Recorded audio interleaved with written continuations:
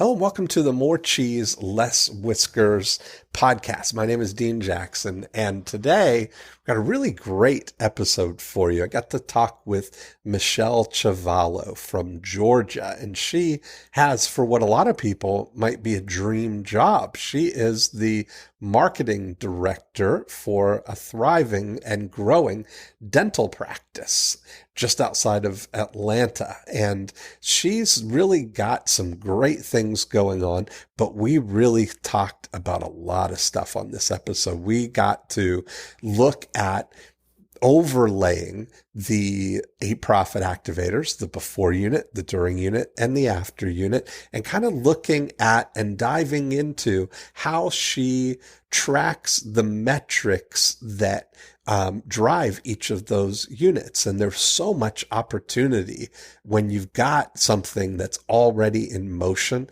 when you've got something that's working, and you've got a nice after unit to draw from. We talked about a lot of great after unit strategies that they could look at implementing. It all starts with knowledge, with how you kind of overlay the metrics on top of what you're already doing. Your business, no matter what your business is, the before unit, the during unit, and the after unit, and the 8-profit activators are universally present. They're there, whether you're acknowledging or measuring or tracking or looking at them. You can overlay them on historically what happened in the last 12 months, and knowing that knowledge, having that knowledge can really direct what you get to do in the future. So I think you're really going to enjoy this episode. We got to cover it all: after unit strategies, during unit strategies, and before unit strategies. And Michelle's just a delight. So enjoy this episode. Michelle. Yeah. Hi, Dean. Hey, how are you? I'm great. How are you? I don't want to get your last name wrong. How do you say it? It's Ciavola. It's one of those good Italian names. That's not at all how I would have said it. Ciavola. Wow. Well, welcome. Thank you. I'm glad to be here. I'm excited. Yeah, I am too. We, you can tell because you said you wanted to be a guest months and months and months ago. We're just catching up to everybody now. So I'm glad we finally got to do this. Yeah, me too. Absolutely. Yeah, we're recording right now. We got the whole hour to just hatch evil schemes for you, and I'm excited to hear what you're working on and what kind of evil schemes we could hatch today. So why don't you just kind of set the context here? Okay, perfect. Well, I'm a marketing director for a dental practice, and we're located great job. about. Yeah, it's fantastic. I love it. I've been in the position about 4 years now.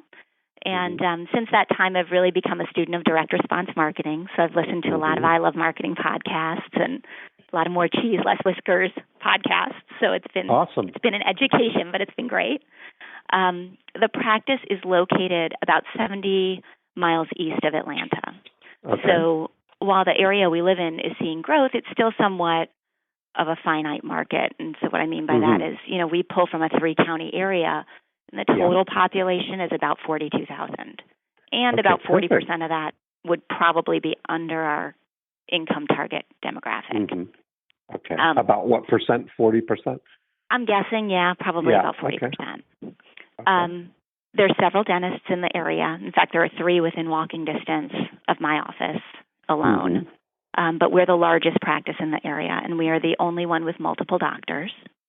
Okay. So for 2017, we're adding a 4th doctor and a 6th hygienist. So because capacity has grown, I need to drive more new patients. Okay, perfect. Yeah. So in last year, just to give you an idea, we averaged about 80 new patients a month. So this year, I need to consistently average about 100 new patients a month. So really, I'm kind of looking for a few solid new strategies that can consistently help me generate those 20 extra new patients on a regular basis. Awesome. So you've listened to I Love Marketing, and that's so you're kind of in that world, and you know that I kind of look at it and break it down into the before unit and the during unit and the after unit. And so can I ask you just a few questions about how let's kind of overlay that model on your practice now. and Perfect. see where the opportunity is here. How many patients do you have total right now? How many would be in your after unit that have already come and seen you and had work done? We have about 4,500 active patients. Okay. So, and that's about right? Just over 1,000 per doctor. Perfect. And of those 4,500, this is where we look at kind of now breaking down what happens over a 1 year period. Do you track on an annual basis the number of people who come back? Like of the 4,500, this is where if I were doing like a a deep analysis of this, I would look at in 2016 or the previous 12 months, how many of the 4,500 came in this year, in the last 12 months. That's because that would be the portion of your revenue that would be attributable to the after unit, right? To patients who are already on your roster. So how many patients came in the last 12 months? Right, because you have 4,500 total saying. patients. Yeah, 4,500 total patients. Not everybody. I'm sure there's that not everybody comes every year. Right. Well, I'm guessing at this moment. Okay. I have the number, but I don't have it in front of me. I'm sure they track it at some point. But if I was to say we have 700 appointments a month, and that would be hygiene and restorative, and we times it times 12. So, but some of those people are repeat, obviously, because they're coming back twice a year for continuing care. So, maybe around 8,400 appointments. Is that what you're looking for? Well, that's how many appointments you would have had, absolutely. But I'm looking at it from, and this will be, so it's clear you don't have the metric, but I'll explain how you might be able to go back and look at this to get yourself a thing. We want to see of the total revenue that came in last year. These are the numbers that we know here, right? Like the top line, how much money was totally brought in, and how many people that represented. Because in theory, you've got all of the, all the invoices or whatever you would call them that were paid, and so you had, in order, somebody had the honor of being the patient who paid you the most amount of money last year. And that could be somebody who had a full mouth restoration and whatever that was. Whatever the most expensive thing that you do is, all the way down to somebody who came in one time for a checkup or one time for a cleaning, or, they came once, and then some number of the 4,500 didn't come in at all last year. Right. Okay, so that's what you're looking at, is kind of like a top down to see that how many patients of those 4,500 came in and had any amount of work done. Okay, that makes sense. And that's a good metric to get a context for your after unit. And I think the goal of the after unit would be to treat it as a separate part of the business, right? Like you've got this asset that you have of people who already know you, like you, trust you. You're the incumbent dentist for them. And so if they needed a dentist, you would be the one that they would be able to come to.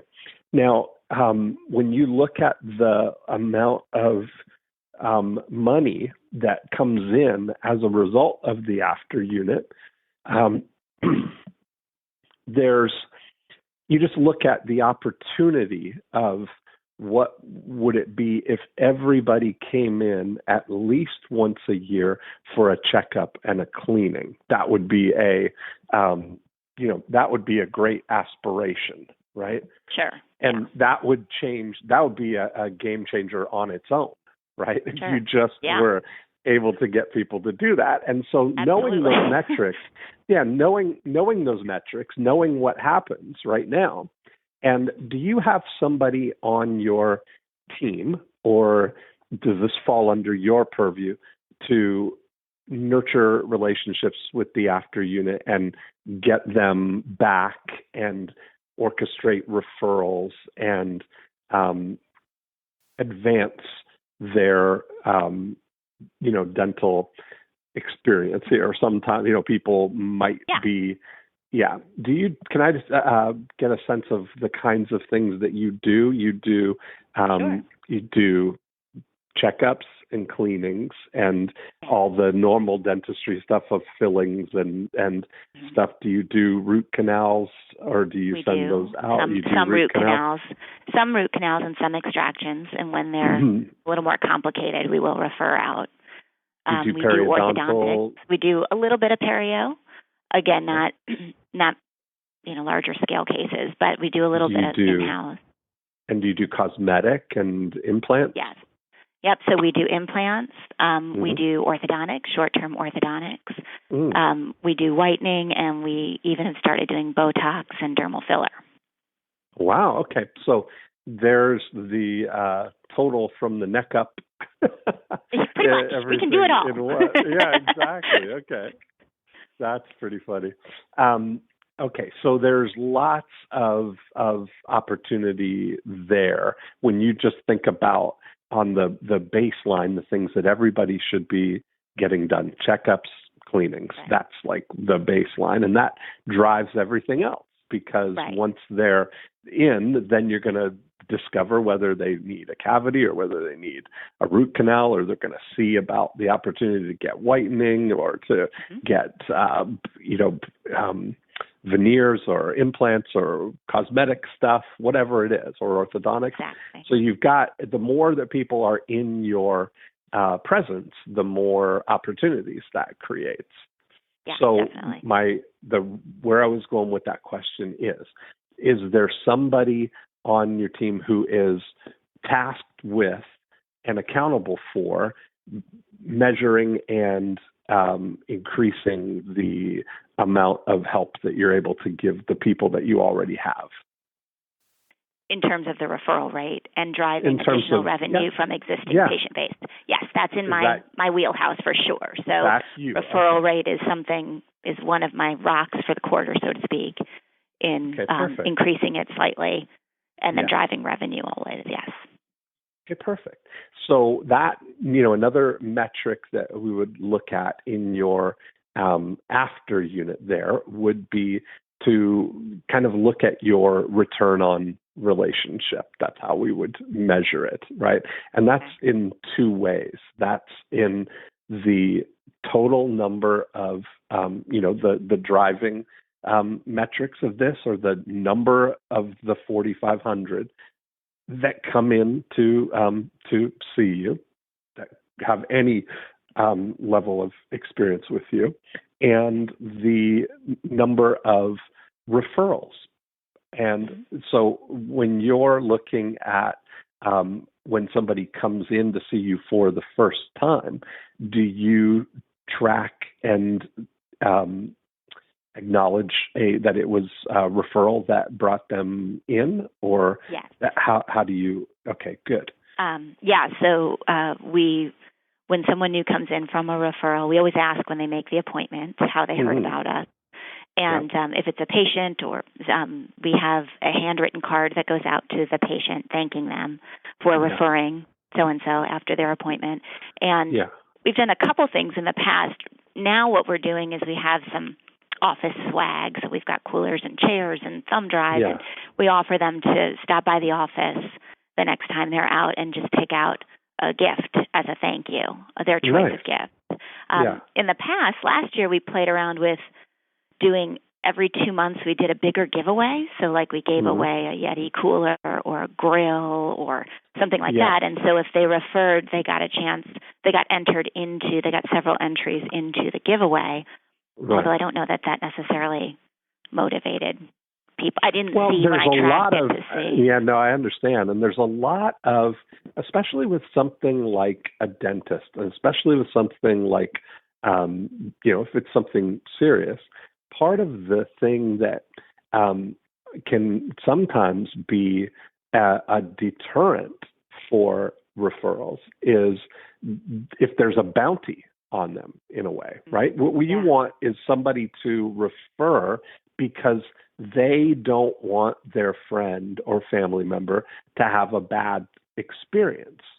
And as soon as if your model is that you are promoting your referral contest and you've got prizes for referrals and all that stuff, it kind of takes away the I'll call it the social reward of referring, right? The psychological reward. When you really think about it, the referral is not, somebody's not referring as a gift to you. They're not doing it as a favor for you. They're doing it, the referral is a gift to their friend, that they have gone ahead and they know that they're going to get treated right and that they're going to get great dental care. And if I introduce that to my friend, that's the reward, that I get to feel good that I introduced them to a dentist they can trust, that's going to do great work, that I feel completely comfortable with. I've introduced that to them. That's my reward. But if you now give me, this bounty for it, that cancels that out. Right. And I know that if I introduce my friend and they come in and I just spoke how great you are and how I really, trust you guys and that I've had a great experience and that you're caring and gentle and whatever is important, whatever was important to me about my experience with you, and then they walk in the door and they see this referral, win a Yeti. It's like now it's like they're on to me, that now it puts into question, did he really refer me because they think he's a great dentist or that he wants that Yeti, I'm just a number. Little slimy. Yeah. It does. Right. I get and that. So I would look at maybe, looking at the reason that somebody would refer, and realizing that all those referrals, every referral happens as a result of conversation. And in those conversations, there's three things that have to happen. One, they have to notice that the conversation is about something to do with dentistry, right? So, I've got a toothache, or I really need to get my teeth whitened, or I'm so tired of this crooked tooth here, or I think I've got a problem. I'm going to have to get an implant, or whatever it is, right? Whatever the service that you offer, whatever that conversation is, people are having those conversations all the time. So they need to notice that the conversation is about something that you do. They need to think about you, because often somebody will have a conversation and somebody mentions something about their tooth or their pain or getting their teeth whitened, and they may think of you or may not think of you. We want that to be the primary thing. And then they have to introduce you to that person.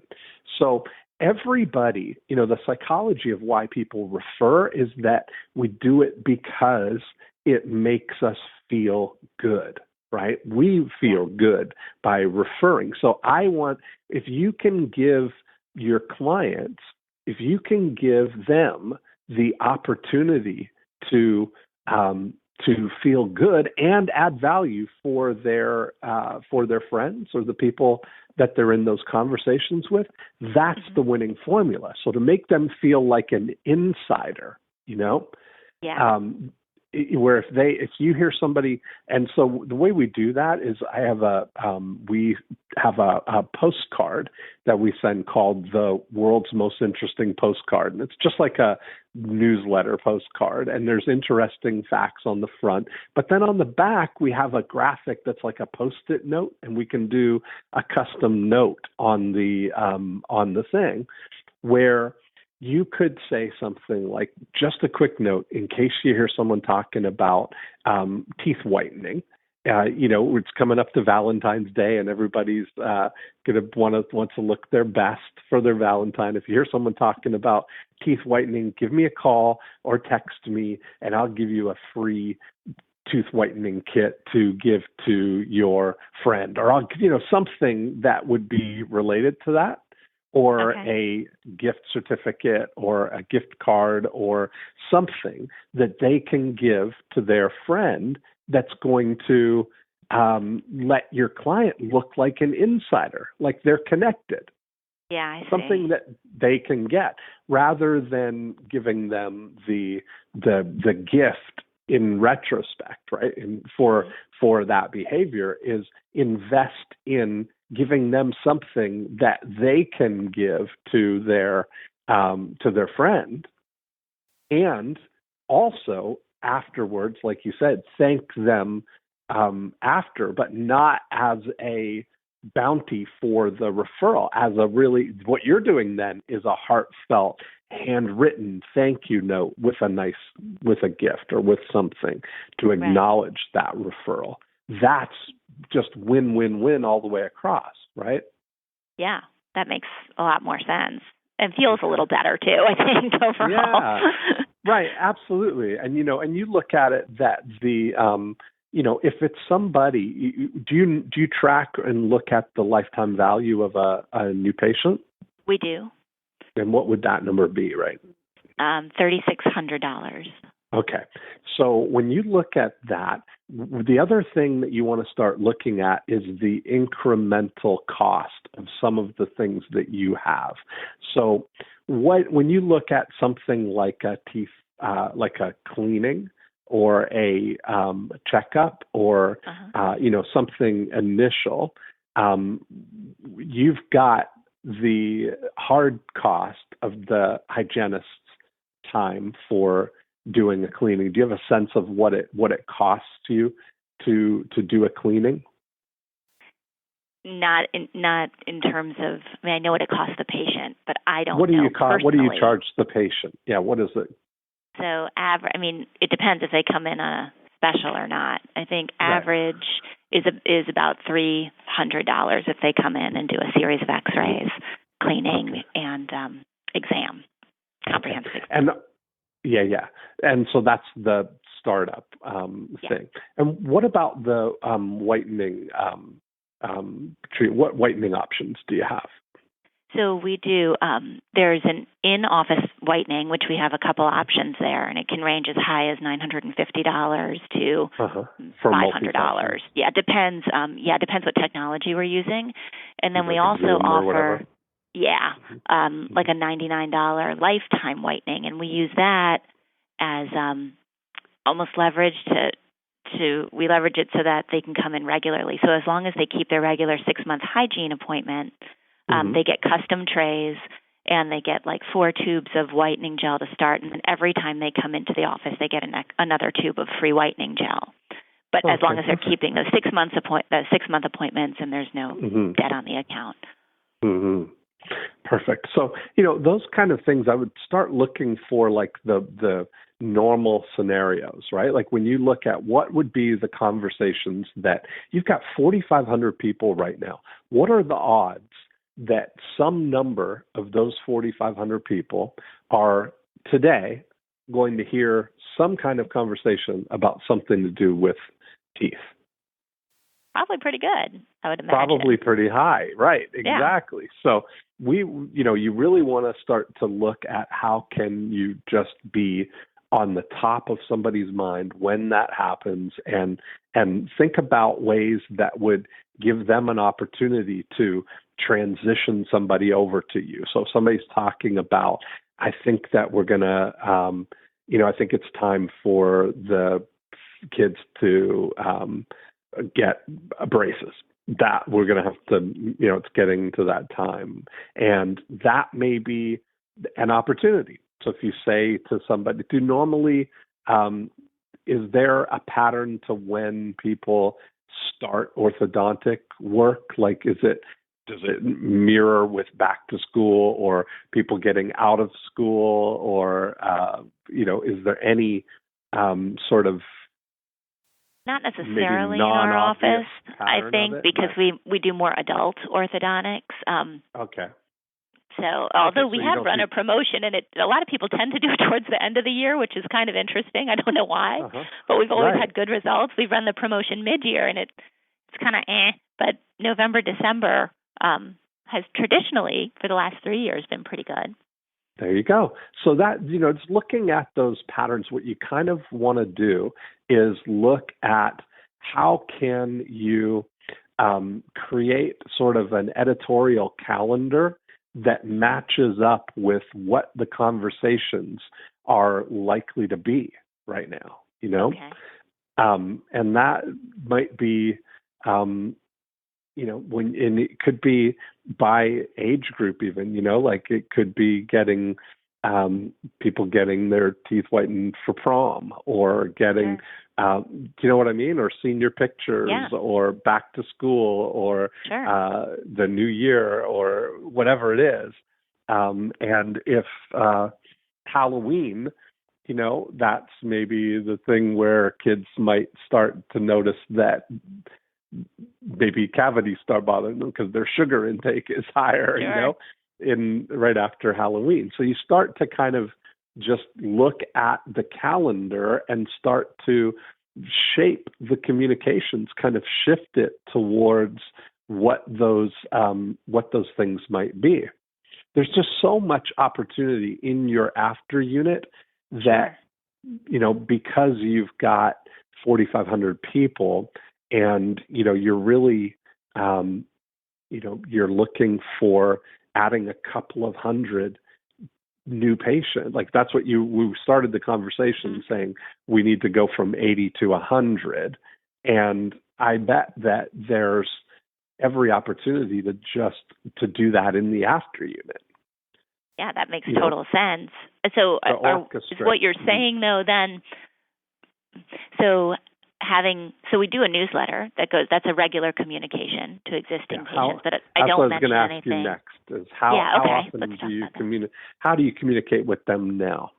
Okay, so we have a monthly newsletter, but I don't talk about anything about referrals or teeth, or occasionally we've put in a little thing about a promo, but for the most part it's pretty non-teeth related. Right. And then I will send out occasional email blasts, or as part of a campaign. So we might be doing an ortho promo, or we might be doing an end of the year use your benefits. So certain people will get emails from us there, or we'll do broadcast emails where oftentimes we'll buy tickets for things and give them away to patients. So we have them call the office, right? Be the first person to call the office, and the phones go crazy for, the first 5 minutes. So we do stuff like that, but that's more not as regular. It's kind of on a opportunity basis when that comes up. That's great. And so do you send every patient the newsletter every month? We used to until what we started doing was running a list of the patients who've been in the office in the last 9 months, because that actually meant those were our best patients. Yeah. And so we kept them on the list. And then what I'm going to start doing in February, we finally have the ability to send out an email newsletter to everyone. So that kind of fills in that gap. But we did kind of draw it back a little bit. Okay. And so, part of that is that, when you really kind of just segregate the after unit, look at the metrics, see what's actually happening, and look for where the opportunity is. I imagine that there's a great opportunity in two things, which would be the orchestrating referrals in the way that we kind of talked about there, and in thinking about, like, when patients come in, I'm not sure what kind of CRM you use, or what kind of future pacing sort of mechanism you have to anticipate, and maybe when you take on a new patient, sort of score what the potential next things might be. Like if somebody's coming in, and even if it's not a conversation about everything, but you see that there's some deterioration happening or something, that at some point there may need to have a root canal, or they may need to have some implants, or they would be a candidate for orthodontics or whitening, or for cosmetic dentistry, to kind of look at what they could potentially be candidates for. So you've got good data that you can draw from to do a appropriate email campaign to specifically people who would be, candidates for whitening or for cosmetic dentistry or orthodontics, And now, would this be something that we would have talked to them about, or just something that we might not have talked to them about, but we could see maybe a future conversation, right? That's exactly right. It's paying attention now, that when you're with a patient, that you're kind of building your info, your intel on that patient, right? You're gathering everything that you kind of know about that. I'm sure you have patient pictures, and you've got the, their x-rays, but it could be as simple as a checklist where it might be, a form that when they come in, it's like check, that they could be, and even if it's just like a box on a form that you're not showing them, but that the intake portion of it is, these people have crooked teeth, these people have yellow teeth, these people have, are not, they're sort of neglecting their teeth. These people this type of avatar where there's somebody who, really wants to look good, like they're cosmetically oriented, right? That they may be somebody who would be interested in cosmetic and whitening and Botox, and you know what I mean? That's kind of the next level. And then if you had a way of kind of segmenting all of the patients, so you could see, show me all of our crooked teeth patients, and you could strategically then just send info about that to them, or include that in a newsletter. Like, there's so many great things you can do with digital variable printing now, that you could literally send a customized newsletter to different segments. You could have the whole newsletter, but insert in certain pages specific things that would be related to them. So that if everybody with crooked teeth has some sort of a feature story about, about the new capabilities of the orthodontic options, somebody who's you identify as a female, cosmetically oriented, person who takes care of their teeth and wants them to look their very best. If you've got those patients, that you could insert or communicate to them specifically about whitening and Botox and cosmetic dentistry and those kind of things, So looking and taking sort of a isolated approach to all the options for each of your patients, to really get clear on what that is. And then really to start making sure that at the baseline, that every single patient is coming in at least once for their for a checkup. If you look at the baseline, and that can be done both by, even a simple, I'm sure you maybe do this, but like a reminder postcard. It's time for your annual checkup, followed by an email that's a short personal email. Hey, Michelle, it's time for your annual checkup. Here's the calendar. Or that, do you have a way where people can self-book appointments? Like that kind of calendar? We don't have a way where they can self-book, but we do run a program through Infusionsoft. That's kind of what you're talking about. So it's postcards, it's emails, it's phone calls, and things like that. Okay. And so that's where, that's kind of where you're looking to optimize the after unit that way, Now, so if I had a checklist, then I would basically, I wouldn't just use it obviously with new patients. We'd just start doing it with every patient that comes in, and then and eventually I'll make it through my list of 4,000. Right? That is exactly right. I'll at least start tagging them, on a per day basis or whatever. That's exactly that makes a lot of sense. So if you've got 700 appointments a month, there's that may be 500 or 600 people a month, right? Accounting for the people who maybe come back for more. But if you had that as the process, that we're just going to do this, it's just like you could have a little, you could print up a,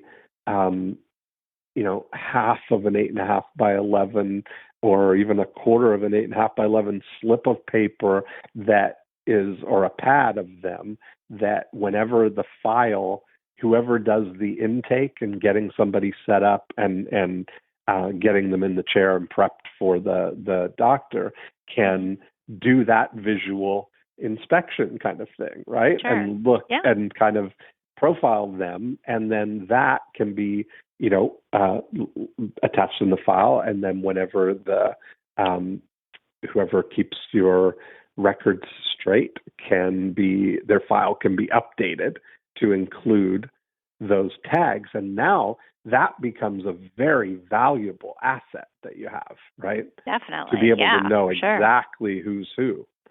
So that, I think there's so much potential there for your after unit. Now, let's talk a little bit about the during unit. And so there's two different ways here. That whenever somebody's coming in, they're either a brand new patient or they are a returning patient, right? But the during unit would be the actual experience that people have each visit, right? So it's sort of a short period of time. And when you look at it, especially with new and returning patients that strategy that we just talked about of really isolating who what the potential, what they're a candidate for, like kind of segmenting your database. That, imagine if every new patient that comes in, that's how you start with it, right? That everybody is there. And do you attempt to book the next appointment while as the last thing on the agenda for the visit? Yes. So you try and book okay, let's see you again in 6 months. Yes, is that kind of it's done in the hygiene room, and then occasionally it's done in the front. It kind of depends, I guess, how the appointment goes. But yes. Okay. And so that's good. What kind of compliance rate do you have with that? Of people saying, okay, that's a number we're trying to get our hands on, because it feels like a bit of a moving target. So that's when we're trying to figure out how to exactly measure it. But it's an important one. We really need to get to it. That's one of our goals for the first quarter, is just to get a handle on that, because I don't know. I can tell you what I feel, but what I can see in the Infusionsoft campaign, but I don't really know. Okay. I would say, but on that, wait, let me back up just for 1 second though. But I would say, for the most part, we're pretty high at rebooking in general. So 90% of people leave here 90 to 95 probably with another appointment. But in terms of the number of people who don't have a continuing care appointment to come in, that's the number that we're kind of looking to try and figure out what that is, because we don't. Right, exactly. And of course, that's reactivating the ones that haven't been in some time. Like of that 4,500, if it's all about kind of looking at them. When you've got all the data, you can interpret it in so many different ways, right? Like you can run a report on all 4,500 in the last 12 months from who was the highest dollar patient, from this one got the full mouth reconstruction all the way down to this one just had a checkup, and these 500, 1,000, 2,000, 3,000, whatever that number is, these people haven't come in at all in the last 12 months. That's where there's a big opportunity to reactivate them. And often I think like a 9-word email would be a really great strategy to try with those people to reactivate, of just sort of a short, personal, expecting a reply email, to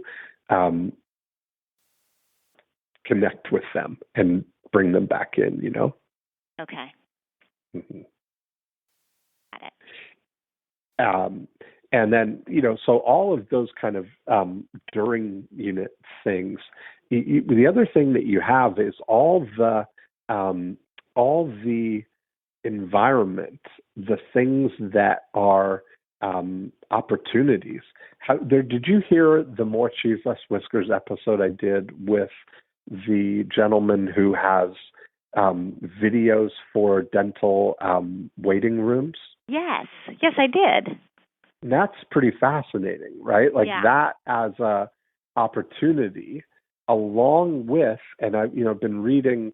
I'm on like third and a half time now through Robert Cialdini's Persuasion book, and just really getting the understanding of how these environmental things really can shape behavior. Like, so from the posters or the brochures or the visual cues that people see while they're in the office, or the things that you say to people, how they can really set the stage that maybe not on this visit, but next or future visits, that they're you've planted a seed about cosmetic dentistry or about whitening or about orthodontics. You kind of have looking at the environment, that experience.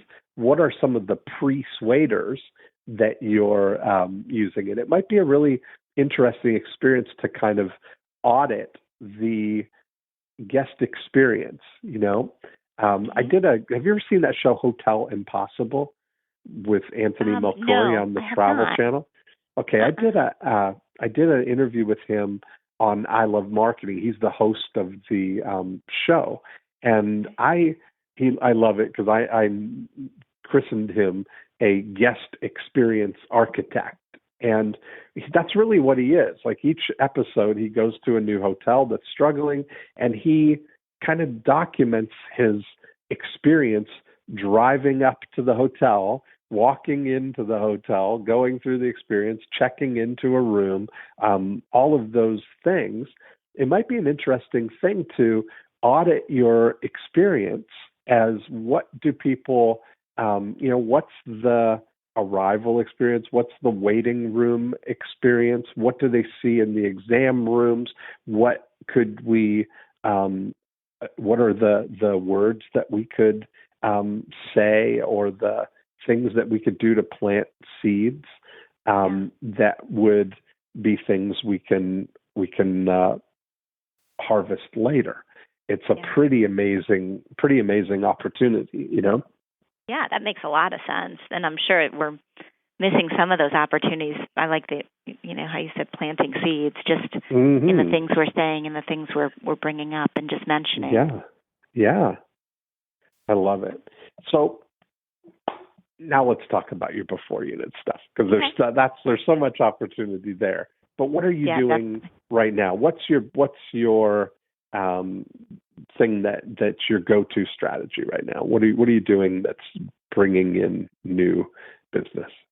Well, we do a brochure, and it's I guess it's through a company, but I guess I would say it's like an every door direct mail brochure, and they drop in different areas on a rotating schedule, and that is by far our highest puller. We do a new mover mailing, which doesn't, you get a couple, but it's one of those things that you just do consistently because it's kind of low-hanging fruit, so we do that. Sure. And then newspaper advertising, we do phone book because it's still big here. We have a lot of older residents. It's kind of a retirement area, so the phone book is still alive and well here. And health directory, things like that. Okay. What are the metrics on this brochure that you do? What would be the describe that scenario to me? So how many do you send? What does it say? What kind of results do you get? I've upped it because it was generating so well.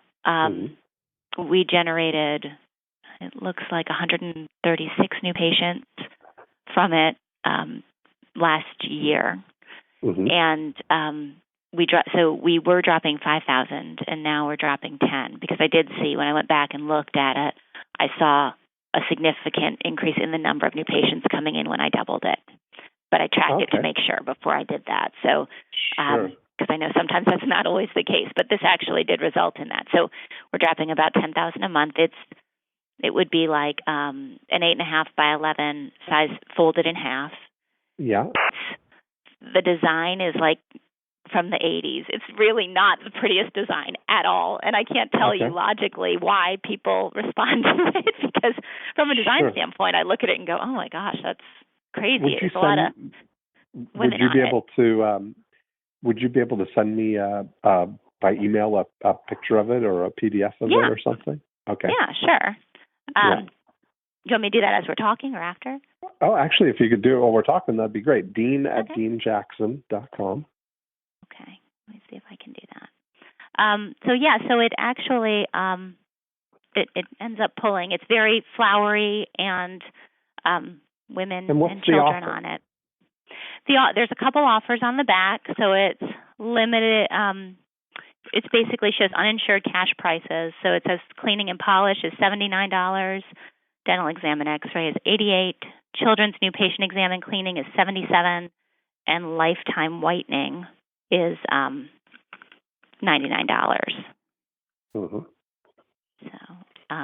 so that's pretty much the ad.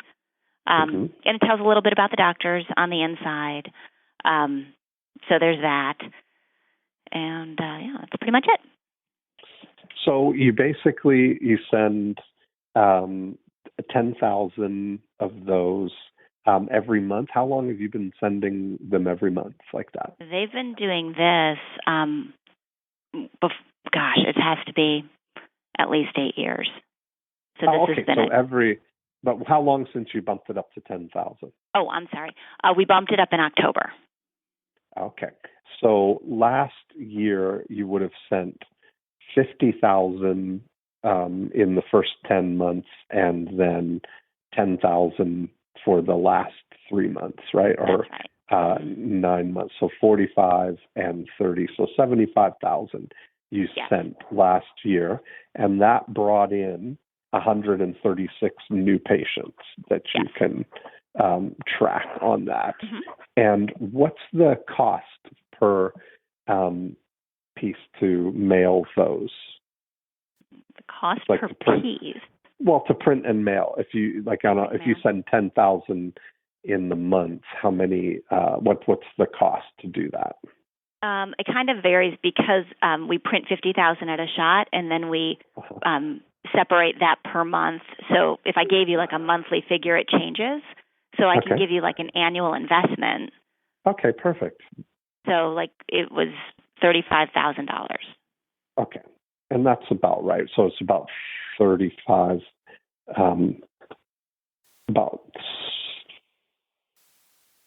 about 40 cents each per piece. If you're saying you sent $75,000 last year for $35,000, right? Yes. Yep. Okay. So maybe it's closer to 50 or 60. Is that right? I never broken it down by per piece, so I haven't thought of it that way. Well, anyway, just to know, so $35,000 was the total cost. Now, then, and what was the total revenue from those 136 new patients? Minus my investment. Do you want the net or the gross? Gross would be great. So Yep. It was $142,000. Okay.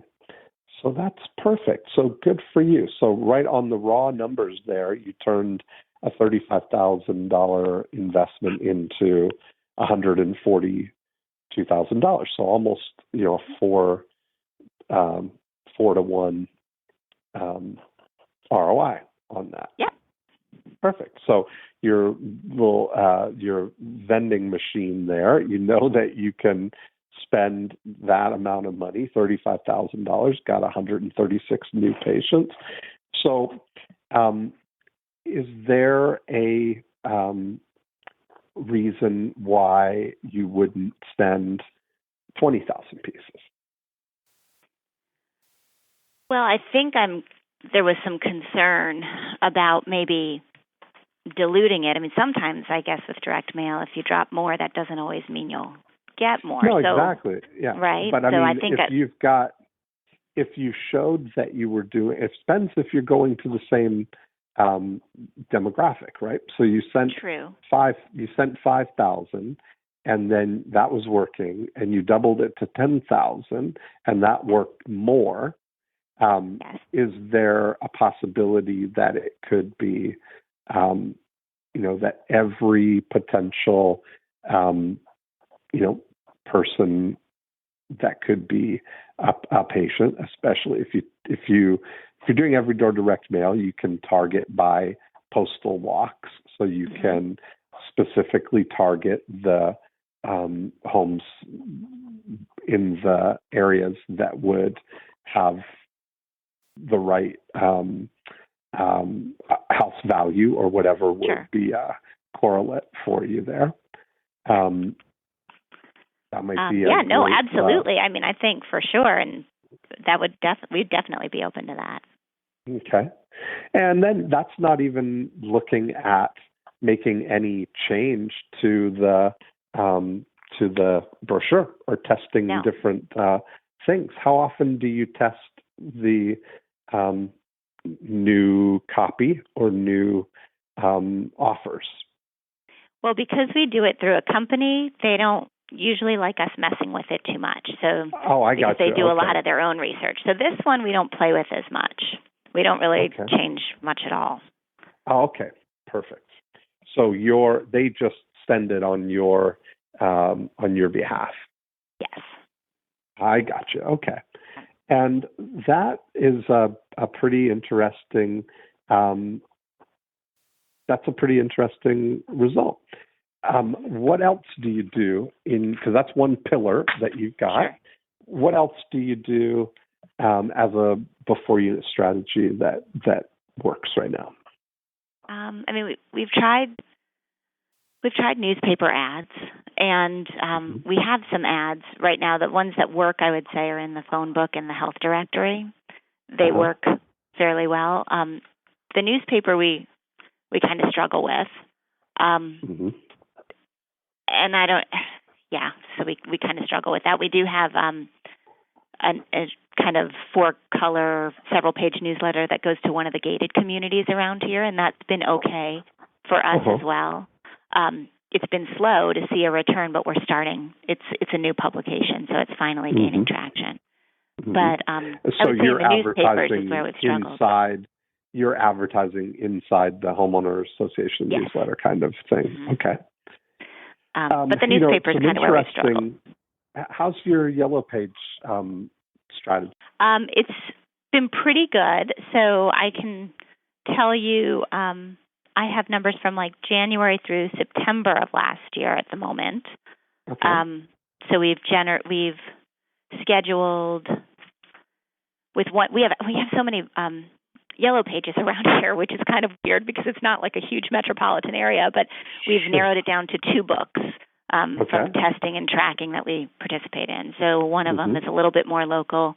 We scheduled 11 patients from it, and the total revenue generated, this is gross, was about $12,000, and the investment was about $2,000. So okay, so the yellow page. I mean, you look at that; it's a 6-to-1 on that so far. What's your yellow pages ad? What's the offer, or what? How does your yellow pages work?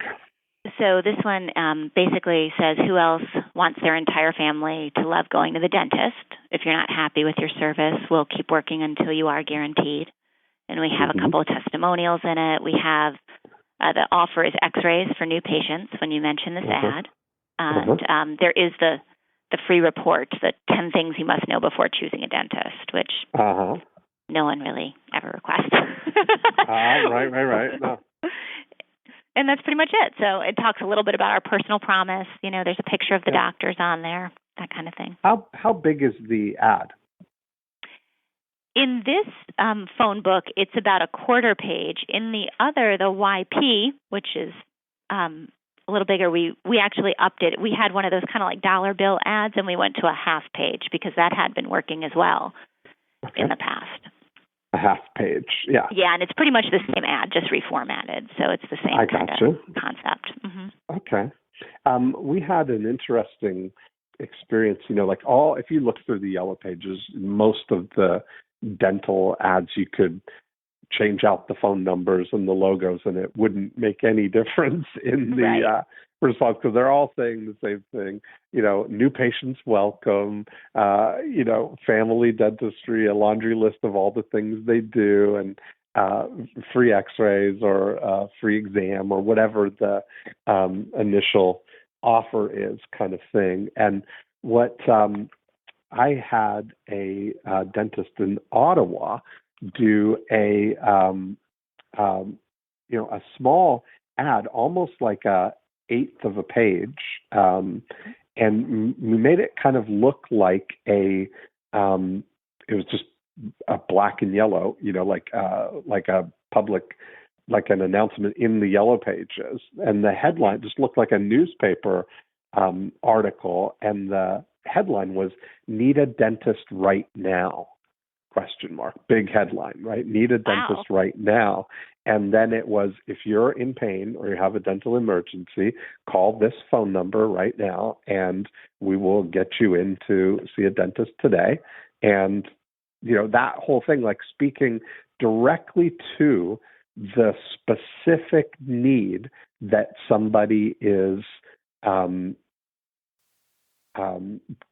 in the yellow pages for in the first place, right? Like when you look at those 11 people who came in, do you track the reason? Like, was it an emergency, or they're new to town, or they are changing dentists, or what the actual motivation was when they came in? No, I didn't track that.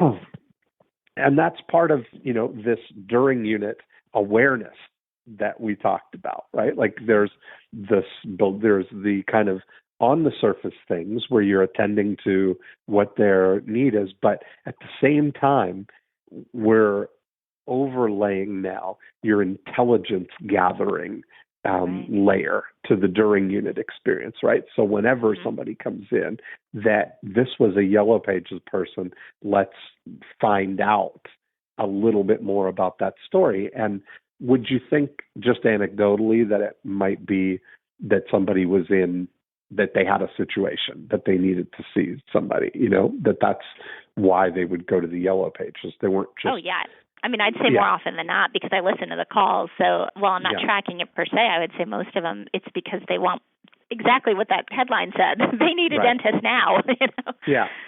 And so I think that would be a really great thing to add to the mix. Even as your Yellow Pages ad, the good news is that it's already working, right?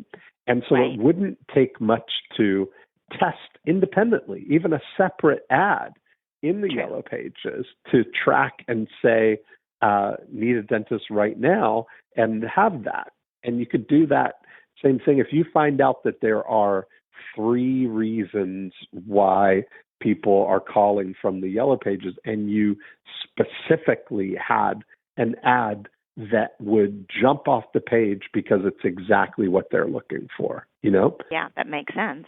Mm-hmm. So was there a particular offer in an ad like that? that? Was it. Or call this. That call was the number. really that it. Yeah, we're going to be able to see you today. Here's the phone number. Call this, and we will get you in. And that was really rolling out the red carpet for somebody who's in a dental emergency, just like you would if you had a patient who was in the same thing, you know? Yep, that makes sense. Mm-hmm. Yeah, definitely. And you might have that same thing for, you might have a Yellow Pages ad that highlights the whitening element or orthodontics, you know, whatever. You can experiment with them that way, Sure. you know? Yep, I love that. Mm-hmm. So that's pretty exciting. What else? Are you doing any And Facebook? then really, in terms of the advertising, are you doing anything online? Are you doing AdWords or Facebook No, ads? we haven't. We did a little bit with Facebook. We did a program, and it generated a lot of patients, but a lot of them, not all of them showed up. So that was something that I needed to experiment a little bit more with. Sure. So we haven't really done much online. I mean, we have obviously our website, and we optimize. Well, I think that would be a great SEO. place to experiment with the higher priced things, like with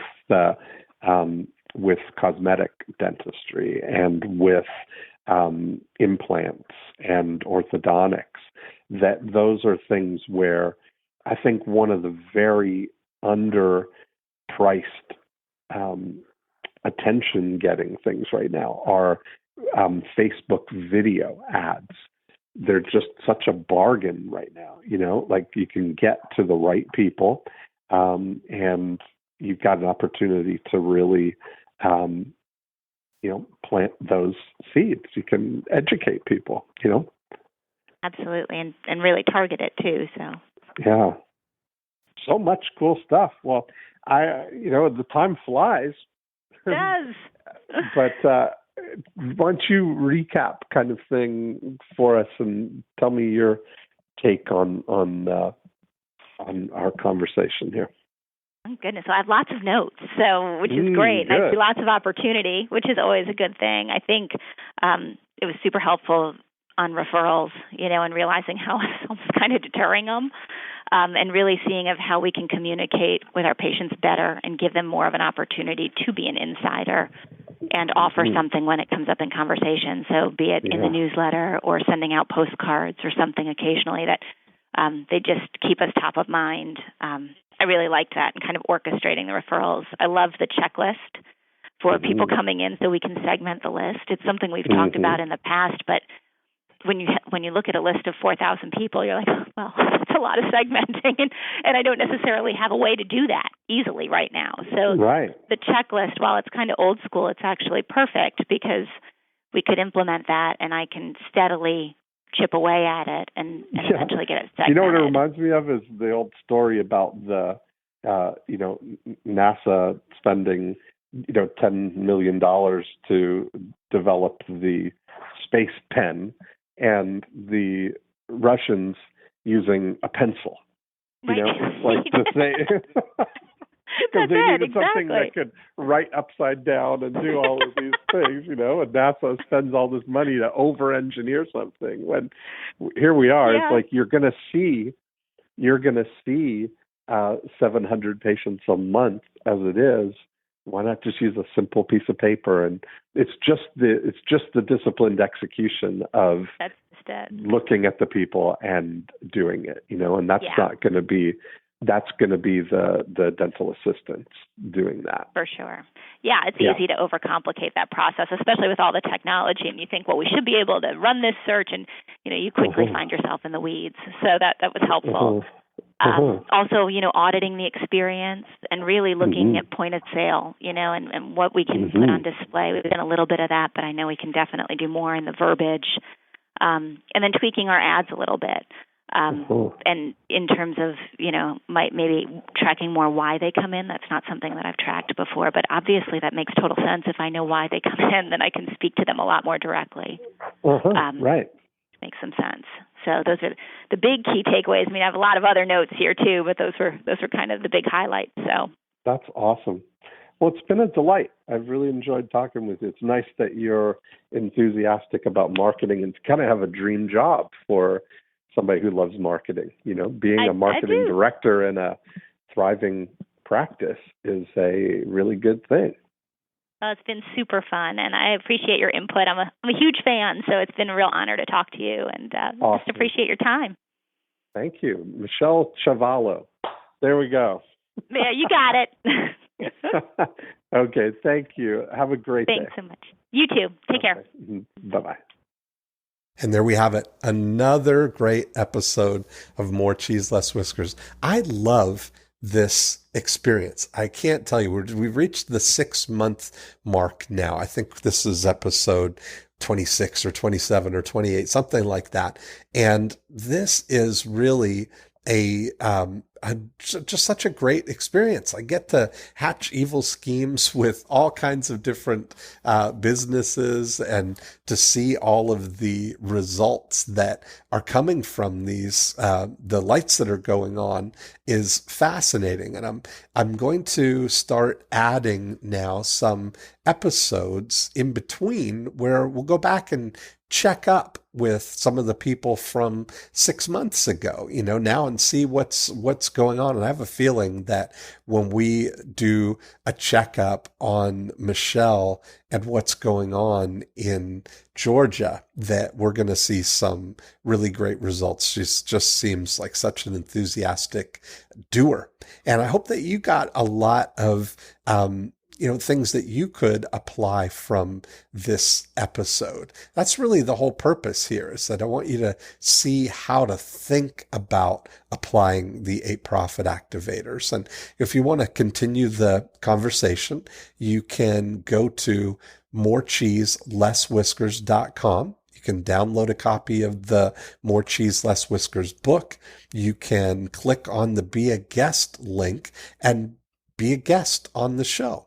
And always a really good place to start exploring how to apply the 8 profit activators to your own business is to go to profitactivatorscore.com and go through the Profit Activator scorecard. There's just a series of 8 questions that you can find out where the big opportunity is for you. And it's eye-opening just going through and looking at the way that we describe where you might be in each of the 8 profit activators. And that's at profitactivatorscore.com. So enjoyed sharing this with you, and thank you.